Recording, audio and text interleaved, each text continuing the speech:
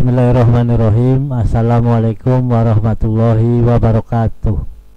Selamat pagi anak-anakku. Berjumpa lagi dalam acara pembelajaran jarak jauh yang diselenggarakan oleh KKG Kecamatan Harjamukti. Baik anak-anakku, kita akan belajar tematik kelas 4 semester 1, yaitu tema 3, subtema 3, pembelajaran 1 dan 2, mengenai hewan dan tumbuhan di lingkungan rumahku. Adapun muatan pembelajaran yaitu yang pertama yaitu bahasa Indonesia, kemudian yang kedua adalah IPA, yang ketiga adalah IPS, dan yang terakhir adalah SPDP. Sebelum pembelajaran dimulai, Bapak akan memperkenalkan diri dulu. Nama Bapak adalah Agung Firmani Robi. Bapak berdinas di SD Negeri Lebakok, Kecamatan Harjamukti, Kota Cirebon. Baik anak-anakku, sebelum pembelajaran dimulai, adapun tujuan pembelajaran pada pagi hari ini yang pertama adalah mampu menyusun satu daftar pertanyaan untuk wawancara dengan urut dan benar.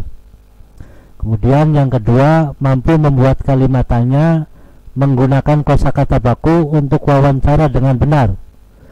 Selanjutnya yang ketiga, mampu menyebutkan contoh pentingnya upaya keseimbangan pelestarian sumber daya alam di lingkungan dengan benar. Yang keempat, mampu menyebutkan contoh kegiatan upaya pelestarian sumber daya alam di lingkungan dengan benar.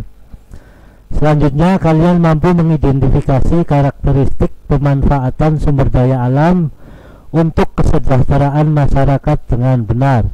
Yang keenam, kalian mampu menyajikan informasi hasil identifikasi karakteristik sumber daya alam untuk kesejahteraan masyarakat dengan benar. Selanjutnya, kalian mampu menyebutkan alat dan bahan membuat kolase dengan benar. Yang terakhir, kalian mampu menyebutkan teknik membuat kolase dengan benar. Baik anak-anakku, sebelum kalian belajar, walaupun kalian belajar dari rumah, kalian tetap harus menjaga protokol kesehatan. COVID-19 bisa menyerang siapa saja tanpa terkecuali. Untuk itu kalian harus tetap jaga protokol kesehatan. Ingat, protokol kesehatan terdiri dari 5M. M yang pertama yaitu memakai masker dengan baik dan benar. Kemudian yang kedua yaitu sering-seringlah mencuci tangan dengan air bersih dan sabun ya. Kemudian M yang ketiga, jagalah jarak, yaitu menjaga jarak minimal 1,5 meter. M yang keempat yaitu kalian menghindari kerumunan. Hindarilah kumpul-kumpul, karena kita tidak tahu di antara orang yang berkumpul siapa yang terpapar COVID-19. Kemudian M yang terakhir yaitu menunda bepergian. Ketika bepergian tidak ada yang penting, ketika bepergian tidak mendesak, sebaiknya kalian tetap di rumah saja. Karena dengan kalian di rumah, kalian akan terhindar dari COVID-19. Apakah 5M sudah cukup? 5M belum cukup. Kalian juga harus mengkonsumsi makanan yang sehat, makanan yang bergizi dan bervitamin. Kemudian sering mengkonsumsi air putih atau air bening. Dan yang tidak kalah penting, kalian harus selalu rajin berolahraga. Dan yang terakhir, selalu mendekatkan diri kepada Tuhan, yaitu kalian tetap selalu berdoa, meminta kepada Allah supaya kalian terhindar dari COVID-19, keluarga kalian terhindar dari COVID-19, dan negara ini akan terbebas dari COVID-19. Amin ya robbal alamin. Sebelum belajar, yang paling utama kita akan berdoa ya. Berdoa sebelum belajar. Karena dengan berdoa sebelum belajar, mudah-mudahan apa yang kita pelajari hari ini akan membawa hikmah dan berkah bagi kalian semua. Untuk yang beragama Islam, kita akan berdoa bersama-sama. Untuk yang non-muslim, kalian berdoa sesuai dengan agama dan kepercayaannya masing-masing. Marilah kita berdoa bersama-sama. A'udzu billahi minasyaitonir rajim. Bismillahirrahmanirrahim. Raditu billahi robba wa bil islami dina wa bi muhammadin nabiyya wa rasula. Rabbi zidni ilman warzuqni fahman. Amin ya rabbal alamin. Baiklah anak-anakku, kalian sudah berdoa. Adapun sebelum belajar, kalian terlebih dahulu mempersiapkan, yaitu yang pertama yaitu buku tulis, pensil, penghapus, pengharis. Kemudian yang kedua yaitu buku paketnya dipersiapkan. Dan yang ketiga yaitu buku penunjang. Bapak akan bertanya kepada kalian semua yang ada di rumah, ya. Setiap hari kalian, setiap pagi, setiap siang, dan setiap sore ataupun malam hari kalian mengkonsumsi apa? Coba yang di rumah kalian jawab. Ya, betul. Setiap hari kita atau kalian yaitu mengkonsumsi nasi.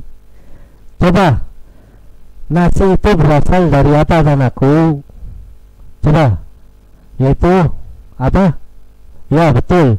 Nasi itu berasal dari beras. Kemudian Bapak akan bertanya lagi, beras itu berasal dari apa anak-anakku? Coba jawab anak-anakku. Ya, betul. Beras itu berasal dari padi. 100 buat anak-anakku yang ada di rumah. Kalian memang hebat semua.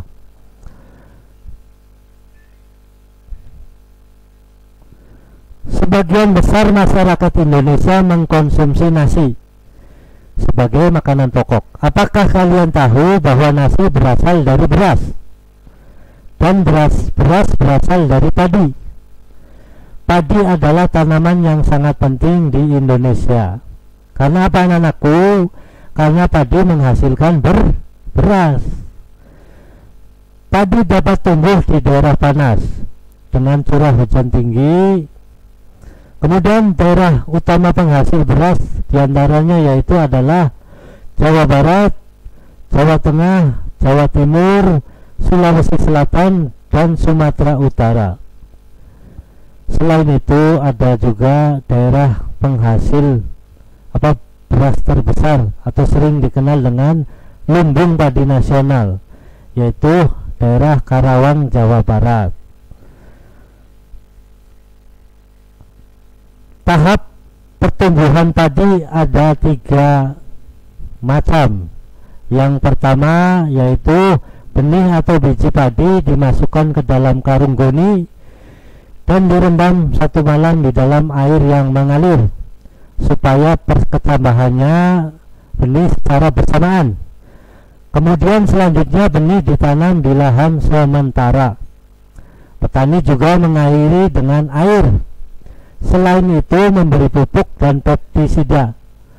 Setelah itu bibit siap untuk dipindahkan ke sawah. Kemudian yang kedua yaitu benih atau biji padi akan berkecambah hingga muncul ke permukaan. Kemudian bakal akar dan tunas menonjol keluar. Lalu batang memanjang. Selanjutnya yang ketiga yaitu tahap ketiga yaitu padi memanjang, berbunga, dan akhirnya gabah itu matang. Kemudian berkembang penuh, keras, dan berwarna kuning. Gabah adalah padi yang masih terbungkus sekam atau kulit padi. Tahap pertumbuhan padi berlangsung antara 110 hari hingga 130 hari atau kurang lebih 4 bulan. Kemudian setelah itu padi dipanen ya. Setelah panen padi digiling dengan mesin atau ditumbuk menggunakan lesung sehingga kulit padi terlepas dari isinya ya. setelah digiling, setelah dilesung ya, kalau orang-orang di desa menggunakan lesung dan alu. Padi itu dialu sehingga biji dan kulitnya akan terpisah. Jadi setelah terpisah, biji itu akan berwarna putih, ada yang putih, ada yang kemerahan, ada yang berwarna ungu, juga ada yang berwarna hitam. Biji yang berwarna tersebut disebut dengan beras. Tahu anak-anak beras yang mungkin kalian kalau disuruh orang tua ya, pergi ke toko disuruh beli, pergi ke toko atau ke warung disuruh oleh ibu kalian membeli beras. Kemudian hari ini siswa kelas 4 mendapat tugas wawancara tentang upaya pelestarian tanaman pangan yang ada di lingkungan sekitar. Denny pergi ke sawah mewawancarai seorang petani di sana.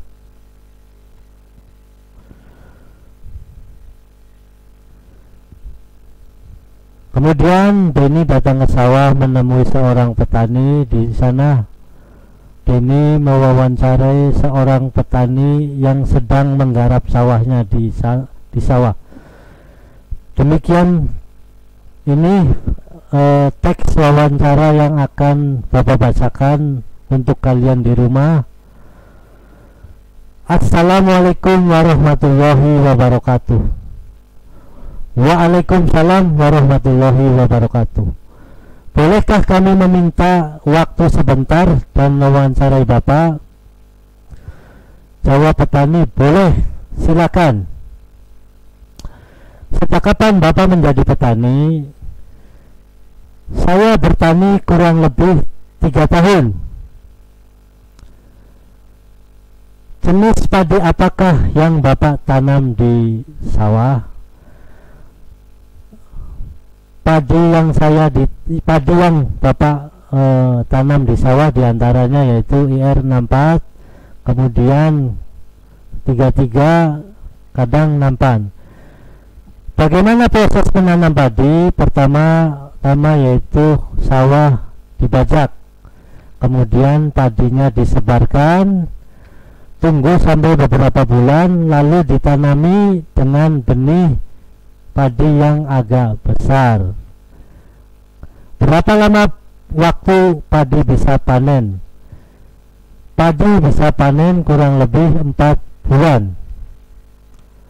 Apakah ada hama yang suka menyerang padi di sawah? Di sawah juga banyak hama ya. Di antaranya yaitu wereng, ulat, belalang, dan kadang-kadang juga ada keong.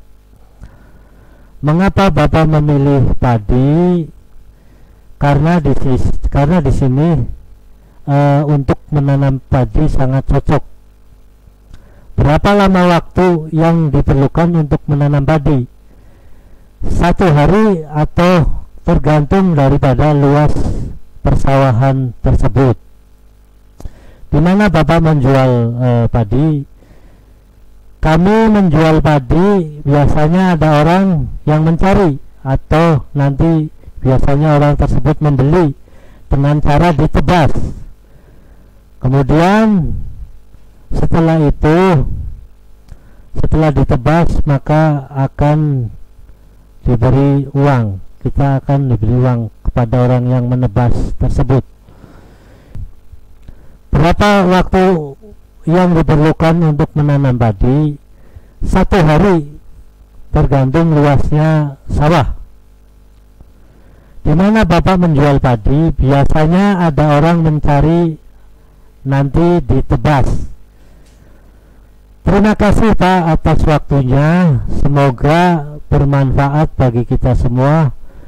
Wassalamualaikum warahmatullahi wabarakatuh. Ya, sama-sama. Waalaikumsalam warahmatullahi wabarakatuh. Wawancara adalah percakapan antara dua pihak yang ditujukan untuk mencari keterangan. Berdasarkan pelaksanaannya, wawancara dibedakan menjadi 2 macam. Yang pertama yaitu wawancara terstruktur, yaitu wawancara yang dilakukan secara terencana dengan berpedoman pada pertanyaan yang telah disiapkan. Kemudian yang kedua, wawancara yang tidak terstruktur, yaitu wawancara yang tidak berpedoman pada daftar pertanyaan. Selanjutnya, supaya kalian bisa membuat daftar wawancara dengan baik, tentunya kalian harus bisa menulis kalimat tanya. Untuk menulis kalimat tanya, maka kita perlu kata tanya, ya, perlu kata tanya. Apa pengertian kata tanya? Barangkali kalian sudah tahu, kata tanya adalah kata yang dipakai dalam kalimat. Dalam kalimat apa? Dalam kalimat tanya untuk menanyakan sesuatu, baik orang, benda, perbuatan, situasi, tempat, dan lain sebagainya. Contoh kata tanya diantaranya yaitu yang pertama adalah apa. Apa biasanya menanyakan keadaan, perbuatan, benda, atau sesuatu. Kemudian yang kedua, siapa. Siapa adalah biasanya digunakan orang atau pihak yang terlibat menanyakan orang. Contohnya, siapakah nama kamu, siapakah saudara kamu, dan lain sebagainya, ya. Kemudian kata yang ketiga yaitu kapan. Kata tanya yang ketiga kapan biasanya digunakan untuk menanyakan waktu, kejadian, ataupun suatu peristiwa, ya. Selanjutnya kata tanya berikutnya yang keempat adalah dari mana. Ini bisa ditunjukkan untuk menanyakan kejadian, lokasi, ataupun tempat yang akan dituju kalian. Kemudian yang kelima yaitu mengapa.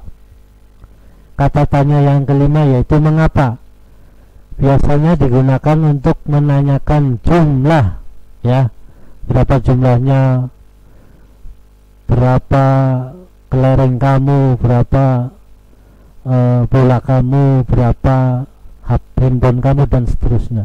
Kemudian kata tanya yang terakhir yang ketujuh yaitu bagaimana. Bagaimana biasanya digunakan untuk menanyakan keadaan atau kejelasan suatu hal. Serta jangan lupa, ya, selain dari 7 kata itu, kalian juga jangan lupa dalam membuat kalimat pertanyaan diakhiri dengan tanda tanya. Kalau kalian melihat tanda tanya seperti kayak pancing dibalik, ya, anak-anakku. Baiklah anak-anakku, upaya menjaga keseimbangan alam. Manfaat sumber daya alam yang dapat diperbaharui dengan hati-hati dan efisien. Ya, kita sebagai warga negara Indonesia, sebagai anak-anak yang memiliki tata tertib, memiliki aturan, memiliki agama, hendaknya kita harus selalu menjaga keseimbangan alam. Alam itu harus dijaga keseimbangannya supaya lestari, supaya baik, terjaga dengan baik. Kita harus berhati-hati dengan alam. Air dijaga supaya tidak tercemar. Kita tidak boleh membuang sampah secara sembarangan, karena dengan membuang sampah secara sembarangan itu akan mengotori air, akan mencemari air, sehingga akan rusak air. Kemudian tanah di lingkungan kita supaya dijaga, jangan sampai kotor, jangan sampai tercemar. Buanglah sampah pada tempatnya, ya. Dengan menjaga tanah, dengan menjaga air, kita akan mendapat imbal balik dari alam tersebut, termasuk udara yang setiap hari kita hirup, setiap hari kita ambil manfaatnya. hendaknya kita pelihara dengan baik. Bagaimana cara memeliharanya? Yaitu dengan cara kita menjaga kemurniannya, menjaga kelestariannya, jangan sampai tercemar, jangan sampai udara yang kita cium menjadi bau karenanya. Ciri-ciri udara yang tercemar yaitu salah satunya yaitu menjadi bau, yang tadinya segar akhirnya menjadi bau yang tidak sedap, sehingga akhirnya akan mengganggu kesehatan kita semua. Kemudian yang kedua yaitu menggunakan bahan pengganti yang ramah lingkungan. Kantong kresek diganti dengan kain, ya. Terus sendok plastik diganti dengan sendok yang menggunakan daun kelapa yang kering, ya. Kemudian sendok juga bisa diganti dengan menggunakan kayu. Gelas plastik bisa digantikan dengan kayu. Kemudian barang-barang yang merusak lingkungan hendaknya kita kita ganti dengan hal-hal yang tidak mengganggu alam, tidak merusak alam dan lingkungan. Kemudian yang ketiga, mengembangkan metode menambang dan memproses secara efisien. Batu bara kita tambang, minyak bumi kita tambang. Sebaiknya dalam menambang kita harus melihat bagaimana cara prosesnya. Kira-kira mengganggu alam enggak? Kira-kira akan berdampak negatif dengan alam tidak? Sekiranya tidak mengganggu, maka boleh dilanjutkan prosesnya. Sekiranya mengganggu, hendaknya diperbaiki prosesnya. Kemudian setelah proses selesai dan menghasilkan hasil-hasil dari alam, sebaiknya kita memanfaatkan hasil alam dengan hemat, dengan efisien, tidak boros, tidak menghambur-hamburkan, ya. Kita sekarang sudah tidak menjadi pengekspor minyak karena cadangan minyak kita terus sekian hari kian menipis, kian hari semakin habis. Karena sekarang kita sudah mengimpor bahan bakar minyak. Untuk itu kita harus selalu menghemat bahan bakar minyak, tidak boros dalam menggunakan energi alam. Kemudian untuk yang keempat, melaksanakan etika lingkungan berdasarkan falsafah hidup secara damai dengan alam. Kita dituntut hidup berdampingan dengan alam, hidup bergandengan dengan alam. Kita tidak boleh merusaknya, kita tidak boleh menghancurkan alam. Kita harus sama-sama berjalan seiring seias kata. Ketika alam sudah rusak oleh kita, maka kita akan memperoleh dampak negatif dari alam. Alam akan murka kepada kita. Untuk itu kita harus menjaga keseimbangan alam dengan baik dan bijaksana, ya. Kemudian selanjutnya, usaha-usaha melestarikan alam diantaranya yaitu sebagai berikut. Yang pertama, melakukan reboisasi atau penghijauan. Di lingkungan kita gundul, tandus, panas, kita jangan segan-segan menanam pohon. Kita mengadakan reboisasi, mengadakan penghijauan. Di mana-mana kita mengadakan penghijauan. Untuk apa?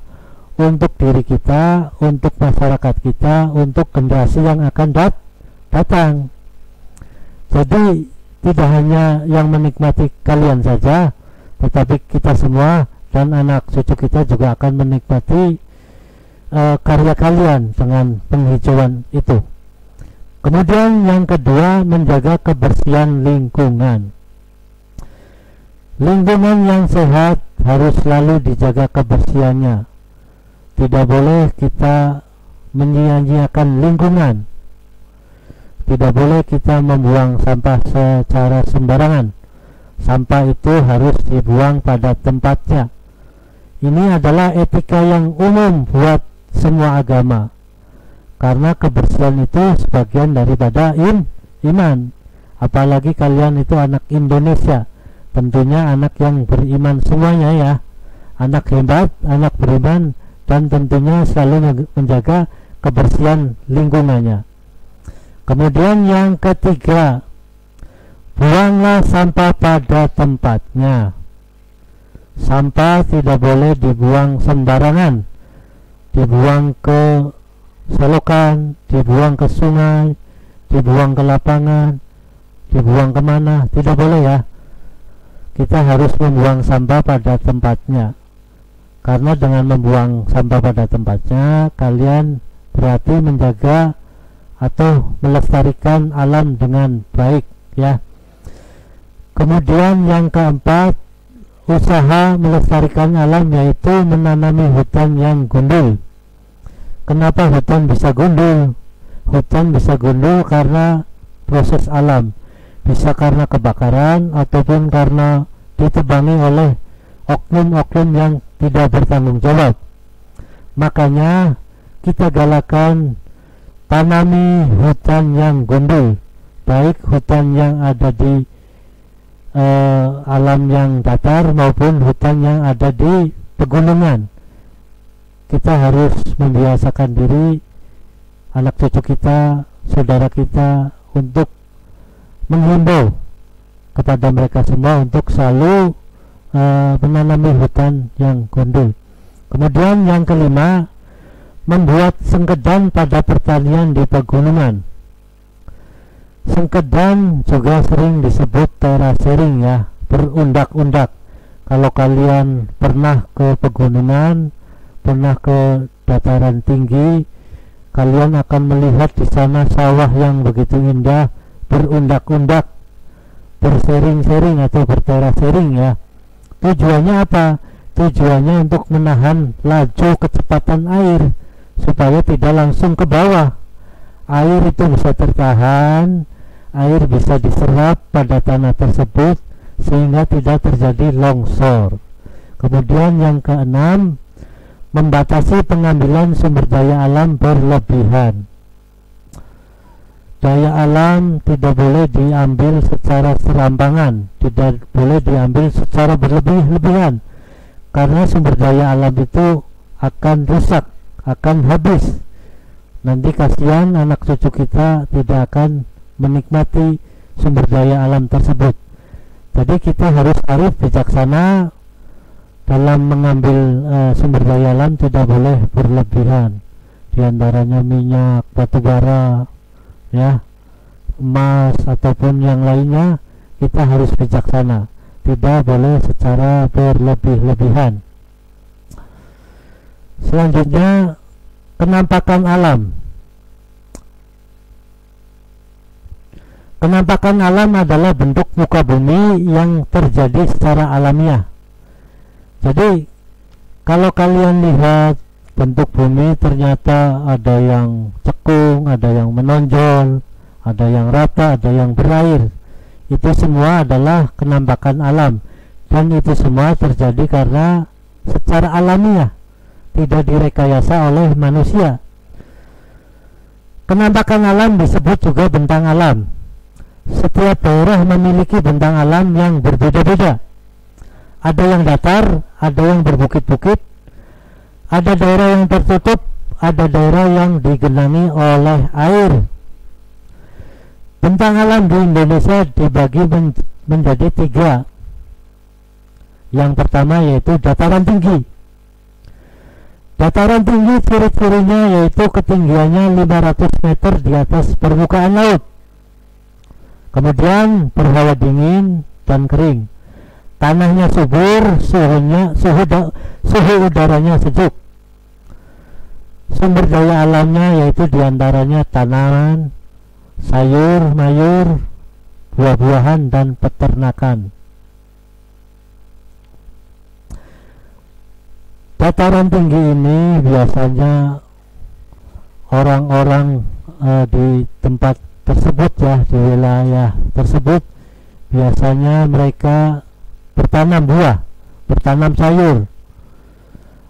Sumber daya alamnya memang sangat bagus karena mendukung, sebab udaranya sejuk, tanahnya subur, airnya melimpah ruah, jadi cocok buat menanami sayuran, buah-buahan dan lain sebagainya. Kemudian manfaatnya yaitu sebagai tempat peristirahatan, objek wisata dan perkebunan. Kebanyakan biasanya orang dari kota Jakarta, dari kota Surabaya, bahkan dari kota manapun ya, ketika mereka sudah capek, mereka 1 minggu sudah capek bekerja, mereka bekerja di kantor, mereka memikirkan untuk beristirahat. Hari Sabtu mereka sudah bersiap-siap untuk mencari tempat yang nyaman. Tentunya mereka mencari tempat yang enak dan berudara yang sejuk, yaitu di dataran tinggi. Kemudian selain itu, biasanya tempat tinggi, dataran tinggi dijadikan objek wisata. Ya, di sana ada pemandian, ada tempat-tempat rekreasi, ada kebun binatang dan lain sebagainya. Selain itu juga tempat tinggi biasanya dijadikan perkebunan. Perkebunan sangat menunjang bagi perekonomian masyarakat Indonesia. Di antaranya biasanya di Indonesia ada perkebunan kopi, perkebunan teh, perkebunan cengkeh, dan masih banyak perkebunan yang lainnya. Kemudian mata pencaharian masyarakat di dataran tinggi biasanya mereka bertani dan berkebun. Mayoritas mereka bekerja sebagai petani ataupun berkebun. Selanjutnya yang kedua yaitu dataran rendah. Ciri-ciri ketinggian permukaannya kurang dari 200 meter di atas permukaan laut. Kemudian sumber daya alam, hewan ternak, sayuran dan buah-buahan. Kalau kalian melihat ya, banyak orang beternak di dataran rendah ini ya. Biasanya mereka beternak diantaranya adalah sapi, kerbau, kambing, dan masih banyak lainnya. Mereka memanfaatkan ternak itu untuk menunjang kebutuhan hidup mereka, untuk menunjang ekonomi keluarga mereka. Kemudian selanjutnya manfaatnya yaitu peternakan, pertanian, perkebunan, perikanan, dan industri. Nah, pada dataran rendah ini kalian juga pasti tahu perikanan banyak dilaksanakan di dataran rendah. Kalau kalian melewati daerah Pantura ya, kalian akan melihat banyak tambak-tambak di sepanjang jalan Pantura. Mereka memanfaatkan tanah datar, mereka memanfaatkan lahan mereka di dekat pantai utara, di dekat jalan sana sebagai budidaya ikan. Mereka memanfaatkan lahan untuk menanam ikan, sehingga ikan tersebut akan menambah penghasilan bagi mereka sebagai petani ikannya atau perikanan. Selanjutnya dataran rendah ada yang kering, ada pula yang berair. Dataran rendah yang kering banyak dimanfaatkan oleh manusia sebagai tempat tinggal mereka. Selain itu, selain sebagai tempat tinggal mereka, mereka juga melakukan kegiatan. Mereka melaksanakan kegiatan. Mereka bekerja, mereka melakukan banyak hal di dataran rendah ini ya. Kemudian selain itu, kota-kota besar di Indonesia juga kebanyakan berada di daerah rendah. Contohnya diantaranya adalah kota Jakarta, terus kota Semarang ya, terus kota mana lagi ya, masih banyak lagi ya. Kota-kota itu mereka sengaja di tempat rendah, karena untuk lebih mudah untuk melakukan kegiatan itu lebih gampang, lebih mudah, dan lebih menunjang. Kemudian yang ketiga yaitu pantai. Pantai adalah daratan berbatasan langsung dengan laut, terbentuk karena adanya gerakan air laut sebagai gelombang pasang dan arus. Indonesia adalah negara kepulauan dan memiliki garis pantai sepanjang 81.000 km. Bentuk pantai ada yang landai dan ada yang terjal. Pantai landai ciri-cirinya berbatasan langsung dengan laut, kemudian sumber daya alamnya ikan, rumput laut, kerang, kepiting, dan lain sebagainya. Manfaat perikanan dan tambak seperti pantai utara ya tadi. Kemudian hasil berupa udang dan bandeng. Selain itu sebagai tempat rekreasi, olahraga, dan objek wisata. Contohnya adalah Pantai Parangtritis di Yogyakarta, Pantai Kuta di Bali ya, itu sebagai tempat wisata ya, sebagai tempat objek wisata. Kalau kamu belum ke sana, coba ajaklah ibu bapak kalian untuk menikmati pantai, sehingga kalian akan tahu bentuk pantai yang sesungguhnya, indahnya, luar biasa ciptaan Tuhan yang Maha Esa. Selanjutnya yaitu tempat perahu nelayan. Contohnya Pantai Pacitan di Jawa Timur dan Pantai Ayah di Jawa Tengah. Kemudian yang kedua, jenis pantai yang kedua yaitu pantai terjal atau curam. Pantai terjal atau curam biasanya terdapat gua-gua. Gua-gua itu dihuni oleh burung walet.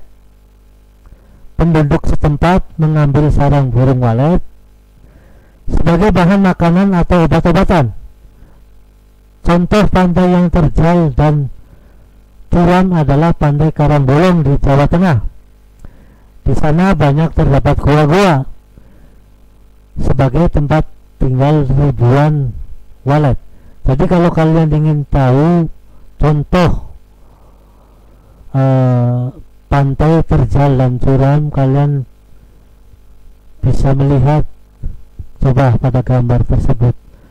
Ada Pantai Karangbolong ya, ngeri namanya Pantai Karangbolong. Di sana banyak ribuan walet ya, di sana banyak ribuan walet, dan walet itu akan menghasilkan apa? Air liur. Nah, air liurnya tersebut dimanfaatkan oleh penduduk setempat dijadikan obat maupun tambahan makanan. Terus di pantai biasanya orang melakukan kegiatan olahraga renang, voli pantai, sepak bola, dan lain sebagainya. Baiklah anak-anakku, kita akan melanjutkan materi berikutnya yaitu mengenal kolase. Kolase adalah karya seni rupa dengan kegiatan menempel sesuatu pada permukaan gambar. Gambar kolase dapat dibuat dengan bahan-bahan tertentu, misalnya biji-bijian, daun kering, potongan kertas, kain, kaca, dan logam. Berikut adalah contoh kerajinan kolase dari biji-bijian. Kalian coba perhatikan, di situ ada gambar burung merpati ya, gambar burung merpati yang indah. Ternyata gambar kolase itu adalah dari biji-bijian yang ditempel sedemikian rupa sehingga rapi dan indah. sehingga menghasilkan karya seni yang bagus dan indah. Unsur-unsur rupa yang terdapat pada kerajinan kolase. Yang pertama yaitu titik dan bintik. Titik adalah unit unsur rupa yang terkecil yang tidak punya ukuran panjang dan lebar. Unsur titik pada kolase diwujudkan berupa butiran pasir laut. Jadi untuk menimbulkan gambar pada kolase, kalian memanfaatkan pasir untuk menempel pada gambar kolase. Kemudian yang kedua, garis. Garis adalah perpanjangan dari titik yang mempunyai ukuran panjang namun relatif tidak mempunyai lebar. Dari jenisnya garis dibedakan menjadi garis lurus, garis lengkung, garis putus-putus, dan garis spiral. Unsur pada kolase dapat diwujudkan dari potongan kawat, lidi, batang, korek, dan lain sebagainya. Kemudian yang ketiga yaitu bidang. Bidang adalah unsur rupa yang terjadi karena pertemuan beberapa garis. Bidang dapat dibedakan menjadi horizontal, vertikal, dan melintang. Bidang pada kolase dapat berupa bidang dua dimensi dan 3 dimensi. Ya, jadi bidang ini akan memunculkan dua pandangan, yaitu 2 dimensi dan 3 dimensi. Kemudian unsur yang terakhir yaitu yang paling penting dari gambar kolase, yaitu adalah warna. Kenapa warna itu penting? Karena untuk memunculkan, menambah keindahan, menambah seni menjadi lebih indah. Warna adalah unsur rupa yang penting, salah satu wujud keindahan yang tidak dapat diserap oleh indera penglihatan manusia. Ya, warna secara nyata dapat dibedakan menjadi warna primer, sekunder, dan tersier. Untuk warna pada kolase dapat diwujudkan dengan cat, ada yang merah, kuning, hijau, dan sebagainya. Pita juga berbagai macam warnanya ya, dan juga renda. Selain itu juga kertas warna, kain warna-warni, dan lain sebagainya. Untuk membuat kolase diperlukan alat dan bahan-bahan sebagai berikut. Yang pertama yaitu kertas gambar, kemudian yang kedua yaitu pensil, yang ketiga adalah tusuk gigi, yang keempat adalah katembat. Katembat bisa beli di toko, biasanya untuk mengorek kuping ya, alat untuk membersihkan kuping. Dan yang kelima, bahan yang kelima yaitu biji-bijian, yaitu kacang hijau, beras warna hitam, jagung, dan kuaci. Adapun cara membuat kolase, yang pertama kalian adalah membuat gambar hewan pada kertas. Kalian di rumah bisa membuat gambar hewan apa saja ya, bisa kucing, bisa ayam, ataupun lain sebagainya. Kemudian yang kedua, oleskan lem pada gambar secara bertahap. Kenapa secara bertahap? Karena menghindari lem supaya cepat kering. Ketika lem cepat kering, maka biji-bijian tidak akan menempel dengan baik. Selanjutnya yang ketiga, tempelkan biji-bijian satu persatu ke dalam gambar tersebut dengan rapi ya. Jadi menempelkannya dengan pelan-pelan, hati-hati supaya hasilnya rapi ya. Kemudian yang keempat, perhatikan susunan warnanya supaya bagus. Susunan warnanya, kombinasinya diusahakan supaya bagus, sehingga apa yang kita lihat nanti, apa yang kita hasilkan nanti akan berwarna, hasilnya bagus dan memuaskan. Selanjutnya yang terakhir yaitu yang kelima, tempelkan pada buku gambar kalian. Setelah menempelkan itu, artinya kalian sudah selesai membuat gambar kolase. Untuk lebih jelasnya, untuk lebih gamblangnya, Bapak akan memutarkan video tutorial cara membuat kolase. Anak-anakku, kalian di rumah perhatikan apa yang akan Bapak tayangkan, video membuat gambar kolase. Coba perhatikan video berikut ini anak-anakku. Tutorial cara membuat kolase burung merpati dari biji-bijian. Bahan-bahan yang perlu disiapkan: yang pertama, sket gambar, lem, tusuk gigi dan juga cotton bud, kacang hijau, beras warna hitam, jagung, dan juga kuaci. Cara membuatnya: kita ambil lem, kemudian kita oles pada gambar. Selanjutnya kita tempel satu persatu biji-bijian hingga rata.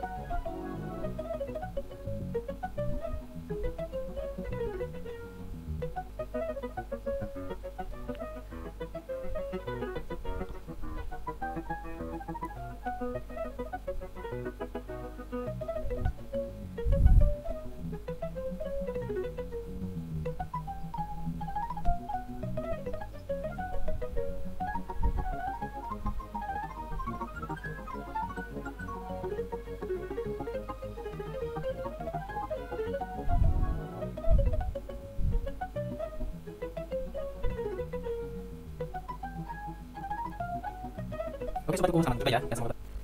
Demikianlah video tutorial cara membuat kolase. Mudah-mudahan anak-anakku di rumah bisa membuatnya dengan baik dan benar. Buatlah contoh yang lebih bagus dari Bapak. Bapak percaya kalian bisa membuatnya lebih bagus dari Bapak. Untuk itu kalian mencoba di rumah. Selamat mencoba. Adapun kesimpulan pembelajaran pada pagi hari ini, yang pertama yaitu wawancara adalah percakapan antara dua pihak yang ditunjukkan untuk mencari keterangan. Untuk menulis kalimatannya perlu kata siapa, apa, di mana, kapan, mengapa, berapa, dan bagaimana. Serta jangan lupa diakhiri dengan tanda tanya. Kemudian menjaga keseimbangan alam dengan cara memanfaatkannya dengan baik, tidak boros, menjaga dengan baik, dan mendaur ulang. Kemudian melestarikan alam dengan cara reboisasi, menjaga kebersihan lingkungan, membatasi pengambilan sumber daya alam yang berlebihan. Kenampakan alam adalah bentuk muka bumi yang terjadi secara alami. Ada 3 kenampakan alam, yaitu laut, darat, dataran rendah, dan dataran tinggi. Kolase adalah karya seni rupa dengan kegiatan menempel pada sesuatu permukaan gambar. Gambar kolase dapat dibuat dengan bahan tertentu, misalnya biji-bijian, daun kering, potongan kertas, kain, kaca, dan logam. Baiklah anak-anakku, pembelajaran hari ini, pembelajaran jarak jauh hari ini Bapak akhiri cukup sampai di sini. Mudah-mudahan apa-apa yang kita pelajari hari ini akan membawakan hikmah, berkah, dan manfaat. Kurang lebihnya Bapak mohon maaf apabila ada kekhilafan. Kesalahan datang pribadi dari Bapak, kebenaran datangnya dari Allah. Wabillahi taufik wal hidayah. Wassalamualaikum warahmatullahi wabarakatuh.